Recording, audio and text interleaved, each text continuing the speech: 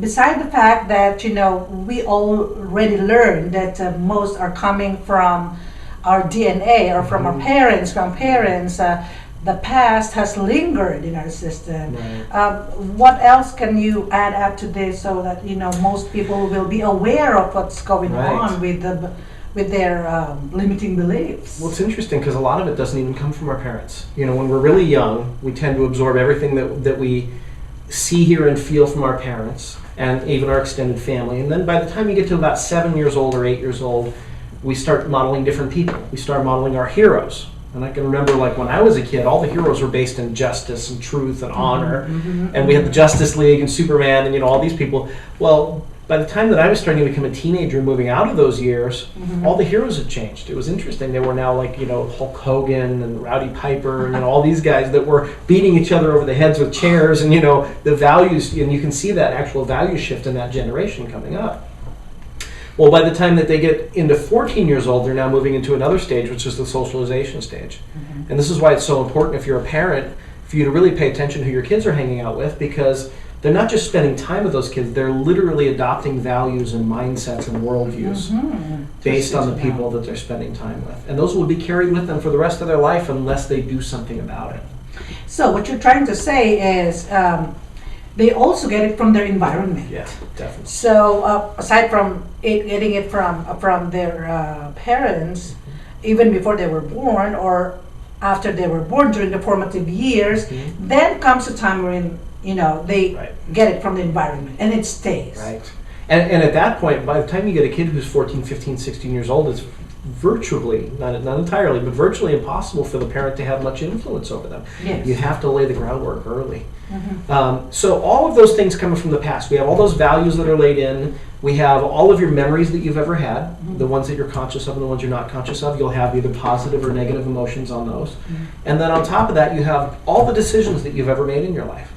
For instance, if you think of a person who's been in a bunch of bad relationships, they might have made a decision, there's nobody good out there. And that decision will affect their behavior from that point on. They won't date anybody. And so maybe the love of their life could float into their life and float out, and they would never know it because they'd made a decision to never allow that again. Yes. So all of those decisions are in, and those are all the wave from the past that come forward.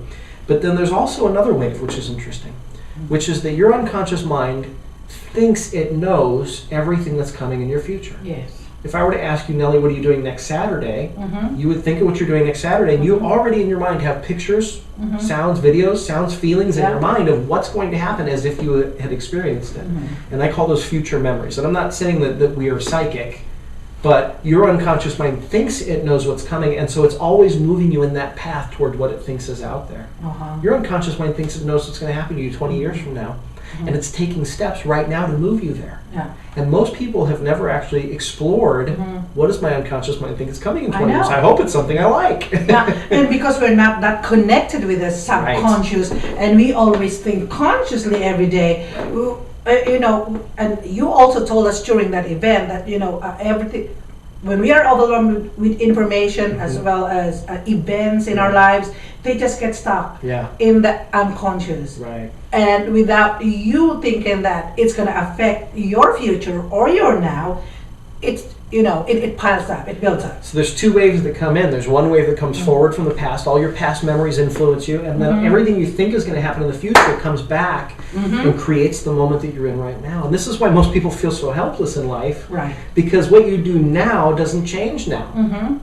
It can change the future, but most people don't have the tools to do that. And so that's really what I teach people. I teach people how to let go of everything from the past that's ever held you back, including negative emotions and traumas and limiting beliefs and limiting decisions. And I also teach you how to program your future at the subconscious level, so that if you want, 10 years from now, if you want to be a millionaire with a Lamborghini and the love of your life and a happy family and healthy and connected spiritually, if you want all that stuff, you can literally put that in at the subconscious level, so your unconscious mind is always moving you toward that new goal.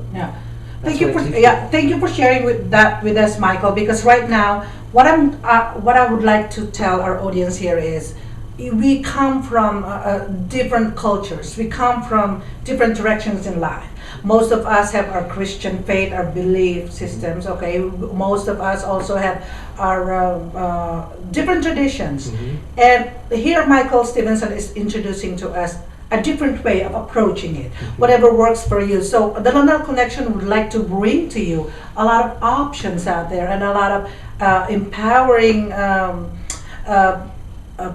programs that you can use in your lives. And for one, I have personally experienced Michael Stevenson's Neuro-Linguistic Programming, or NLP, the EFT techniques, the time techniques, and everything that he offers during his The Power to Create Your Life Now event. And he is going to have one this January, and I want him to invite you personally for that event. Sure. Yeah. So it's called The Power to Create Your Life Now, and in this event what I do is I'm going to teach you the techniques to eliminate everything that's held you back from the past, to really enjoy the present, and to create the future of your dreams.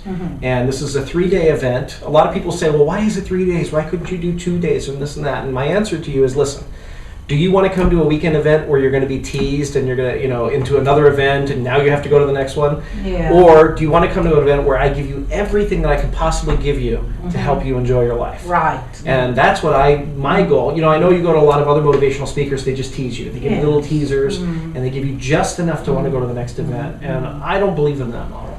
So it is a 3-day event, it's a full event, and I guarantee you will walk out in control of your life, in control of your mind, feeling better than you've ever felt in a long time. We've had people who've walked out with emotional situations completely resolved. We've had people walk out that had traumas in their past, that when they walk out they feel clean and clear of it. We had, in the last event, we had a woman who came in who was basically an invalid. She had to walk with 2 canes. She could only walk about 2 miles per hour. I mean, just crept along. She did a process on Friday night that she said was one of the most empowering, incredible things that she ever did. We do a forgiveness process. And she forgave some key people in her life, and within 3 days of that was walking around at full speed. She was grocery shopping, which she said she hadn't been grocery shopping in years. She had somebody else always do it for her. She did her own laundry. All of these things that she hadn't done in years, by releasing the emotional part that was blocking her body from being well, all of a sudden her body healed itself. And so we've had people go through emotional things, mental things, physical things, relationships be fixed. It's an amazing event. Yes, I can attest to that, ladies and gentlemen.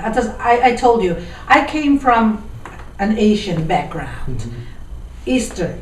A lot of limiting beliefs there, but there's also a lot of strengthening beliefs there. It's a combination, but it's just going to be your choice, your decision of how you want to move forward, how you want to really bring transformation. This is not just motivation, Michael. This is transformation. Yeah, one of the things I say to people is this is not a motivational event. Motivation wears off 3 or 4 days after you leave the event, and that's why you see people go back to the same event over and over and over again, because it becomes like a high, and they say, I have to go back to that event, otherwise they can't feel that good again. This is not like that. This is an empowerment event, and I'm actually going to teach you the secret tools that motivational speakers usually keep to themselves. So give us the 5 tips, though, how our audience can keep up with something transformational, even if they haven't attended the event yet. So while they're sitting back and relaxing in the comfort of their own homes, maybe they can use these tips, which you actually had us do. There's actually 6 tips, so I'm going to give you a bonus. All right, okay. 5 tips plus 1 bonus. Right, so these are what I call the 6 principles for success. These are, if you look at every success story in history, they've all used these 6 principles. You could look at Thomas Edison, Walt Disney, Donald Trump, Bill Gates, anybody that you can think of that's successful have used these 6 key things in order. The first thing is, if you want to be successful at anything, you have to know what your outcome is. You have to know your end result before you get started, otherwise you don't know which directions to take. One of the biggest things, because I'm also a success coach, and I coach a lot of people who are struggling and they're stuck. And one of the biggest reasons why people are stuck in life is usually because they don't know what they want, and they're spinning their wheels, and there was this great quote I heard once that said, don't confuse movement with progress. Right. Okay, movement, doing things in your life doesn't necessarily mean you're making progress. Progress means you're making progress. So you have to know where you want to end up. What's the outcome? Second thing, this is a big one. This is the secret behind the secret. Okay, so the big movie, The Secret, that makes everybody feel good, but nobody ever ends up a millionaire. Yes. This is the big secret behind the secret. The second one is take action. Yes. You cannot just sit in a box and hope that $1 million will land in your lap and expect it'll come there. You have to actually go out and do things in addition to that focus of your mind.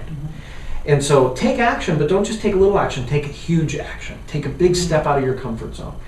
Third thing you have to do is pay attention to your results. Mm-hmm. All the results, not just the positive ones. Most people, and I see a lot of business owners do this, they go, look at all the money I'm making, and they're ignoring all the money they're losing by overspending or not managing their money well. Right. And they focus only on the one result and ignore the other. Mm-hmm. You have to pay attention to both the positive results and the negative results so that you know how to adjust. Okay. And that's the fourth principle, which is be willing to change your behavior. Mm-hmm. You know, the definition of insanity, according to Einstein, was doing the same thing over and over again and expecting a different result. Oh my God. Am I close to that? I hope not. You too, guys. So if you're spinning your wheels in life and you're not getting the result you want, the only logical choice is to change your behavior. Change what you're doing. And there's times when, you know, I'll have coaching clients will say, but I don't know what to do different. And I'll say, do everything. Just change anything. Change one little thing and see what happens. And then keep measuring and keep going. Right. The fifth principle is to always focus on excellence. There's a great quote I love from Tony Robbins. He says, most people think that perfection is the highest standard you can achieve. He said, in fact, it's the lowest standard because it's not achievable and it prevents most people from taking action in the first place. Wow. Perfection, think about that. Perfection is the lowest standard possible. And if people could just get that in their mind, they would forget about perfection. Yes. Because most people say, well, I'm not going to do it until it's perfect. Well, and then they spend their whole lives wishing, and then they end up with regrets at the end of their life. Instead, focus on excellence. Excellence is something that everybody can achieve because excellence is relative to you. Mm-hmm. And that's a frame and a mindset that anybody can achieve. A 12-year-old can be an excellent 12-year-old basketball player. Mm-hmm. And an NBA player can be an excellent NBA player. But they can both be excellent in their own right and in their own sphere. Mm-hmm. But nobody can be a perfect player. Right. Even Michael Jordan missed shots. The sixth principle, and I think probably the most powerful one, is to always be coming from a place of gratitude. Yes. Always focus on gratitude in everything that you do, and at every moment along the way, even if you're not satisfied with your results, stop and find something to be grateful for in the results that you've gotten. If they're not the results that you want, at the very least, they can be a lesson, and I'm always grateful for lessons. Excellent, excellent. Reach in your heart, feel a little gratitude. Together we can change the tide with you. Together we can change the world with